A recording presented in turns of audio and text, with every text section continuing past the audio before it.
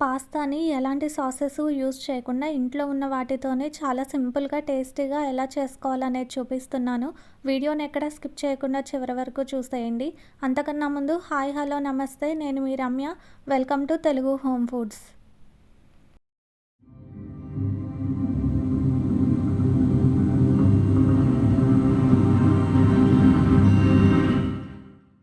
Stove మీద ఒక బౌల్ని పెట్టుకొని అందులోకి ఒక లోటా వరకు వాటర్ని వేసుకోవాలి.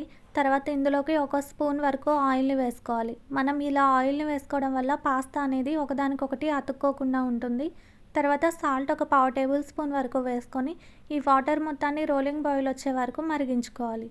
మనకి ఇలా వాటర్ బాయిల్ అవుతున్నప్పుడు ఇందులోకి ఒక కప్ వరకు పాస్తాని వేసుకోవాలి. ఇప్పుడు దీన్ని మధ్య మధ్యలో కలుపుకుంటూ ఈ పాస్తా మొత్తం సాఫ్ట్గా ఉడికే వరకు ఉడికించుకోవాలి. మనకి ఈ పాస్తా అనేది బాయిల్ అవ్వడానికి ఎక్కువ టైం ఏం పట్టదండి. ఒక 4 to 5 మినిట్స్లో మనకి ఇది సాఫ్ట్గా కుక్ అయిపోతుంది. చూసారు కదా, మనకి పాస్తా ఇలా కుక్ అయితే సరిపోతుంది. ఇప్పుడు ఒక బౌల్ని తీసుకొని అందులోకి స్టైనర్ని పెట్టుకొని ఈ పాస్తా మొత్తాన్ని ఫిల్టర్ చేసుకోవాలి. ఇప్పుడు ఇలా ఫిల్టర్ చేసుకున్న తర్వాత దీని పైనుంచి నార్మల్ వాటర్ని కూడా యాడ్ చేసుకోవాలి. మనం ఇలా పైనుంచి నార్మల్ వాటర్ని వేయడం వల్ల పాస్తా అనేది ఓవర్గా కుక్ అవ్వకుండా ఉంటుంది. ఇప్పుడు స్టవ్ మీద ప్యాన్ పెట్టి ఒక 2 టేబుల్ స్పూన్స్ వరకు ఆయిల్ని వేసుకోవాలి. ఈ ఆయిల్ కొంచెం హీట్ అయిన తర్వాత ఆనియన్ ఒకదాన్ని కట్ చేసి వేసుకోవాలి. తర్వాత పచ్చిమిర్చిని కూడా ఒకదాన్ని తీసుకొని చిన్న చిన్న పీసెస్లా కట్ చేసుకొని వేసుకోవాలి.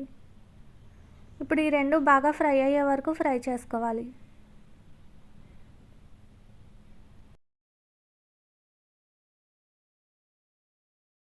ఇప్పుడు ఇవి ఇలా కొంచెం ఫ్రై అయిన తర్వాత ఇందులోకి మన దగ్గర ఏ వెజిటబుల్స్ అవైలబుల్లో ఉంటే అవి వేసుకోవాలి. నేనైతే ఇక్కడ క్యాబేజ్ని ఒకదాన్ని వేస్తున్నాను.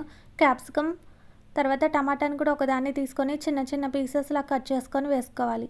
వీటి ప్లేస్లో మీరు స్వీట్ కార్న్ ఉన్న వేసుకోవచ్చు, లేదంటే పచ్చి బఠానీ వేసుకున్నా కూడా టేస్ట్ అనేది చాలా బాగుంటుంది. ఇప్పుడు ఈ వెజిటబుల్స్ అన్నిటినీ లైట్గా పచ్చిపోయే వరకు ఫ్రై చేసుకోవాలి.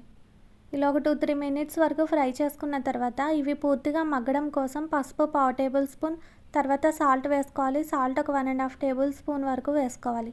ఈ పాస్తా మొత్తానికి సరిపోను సాల్ట్ని నేను ఇక్కడే వేస్తున్నానండి. మీరు మీ టేస్ట్ని బట్టి సాల్ట్ అడ్జస్ట్ చేసుకోండి. ఇప్పుడు ఇదంతా బాగా కలుపుకున్న తర్వాత మూతను పెట్టేసి దీన్ని ఒక 2 మినిట్స్ వరకు మగ్గనివ్వాలి. ఇలా ఒక 2 మినిట్స్ తర్వాత మూతను తీసి ఇందులోకి కారం ఒక 1 టేబుల్ స్పూన్ వరకు వేసుకొని ఇప్పుడు ఇందులోకి వాటర్ని వేసుకోవాలి. ఒక పావు గ్లాస్ వరకు వాటర్ని వేసుకొని మొత్తాన్ని కలిపి మూతను పెట్టి ఒక 2 మినిట్స్ వరకు ఉడికించుకోవాలి. ఒక 2 మినిట్స్ తర్వాత మూతను తీసి చూసారు కదా, మనకి ఇదంతా బాగా కుక్ అయిపోయింది. ఇప్పుడు ఇందులోకి మనం ముందుగా బాయిల్ చేసి పెట్టుకున్న పాస్తా మొత్తాన్ని వేసుకోవాలి. ఇలా పాస్తా వేసుకున్న తర్వాత ఇదంతా ఒకసారి బాగా కలుపుకొని ఇందులోకి మసాలాని యాడ్ చేసుకోవాలి. మీరు మీ దగ్గర ఏ మసాలా అవైలబుల్లో ఉన్నా కూడా వేసుకోవచ్చు. నేనైతే ఇక్కడ స్మిత్ అండ్ జాన్స్ వాళ్ళది పాస్తా మసాలాని యూస్ చేస్తున్నానండి. ఇది చాలా టేస్టీగా ఉంటుంది. ఇంతవరకు ఎవరైనా ట్రై చేయని వాళ్ళు ఉంటే తప్పకుండా ఒకసారి ట్రై చేసి చూడండి. ఈ మసాలా లేని వాళ్ళు మ్యాగీ మసాలా అయినా వేసుకోవచ్చు, లేదు అనుకుంటే గరం మసాలా వేసుకున్నా కూడా టేస్ట్ అనేది బాగుంటుంది. పావుబాజీ మసాలాని కూడా వేసుకున్న టేస్ట్ అనేది బాగుంటుంది. ఇప్పుడు ఇదంతా బాగా ఒక 2 మినిట్స్ వరకు ఫ్రై చేసుకొని దీన్ని మనం స్టవ్ ఆఫ్ చేసుకొని ఒక బౌల్లోకి తీసుకొని సర్వ్ చేసుకుంటే ఎంతో టేస్టీగా ఉంటే పాస్తా అనేది రెడీ అయిపోతుంది. మన ఇంట్లో ఉన్న వాటితోనే చాలా సింపుల్గా టేస్టీగా ఇలా పాస్తాని ప్రిపేర్ చేసి పిల్లలకి ఇవ్వండి.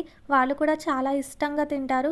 ఐ హోప్ ఈ వీడియో నచ్చినట్టయితే తప్పకుండా ఒక లైక్ చేసి మీ ఫ్రెండ్స్కి రిలేటివ్స్కి షేర్ చేయండి.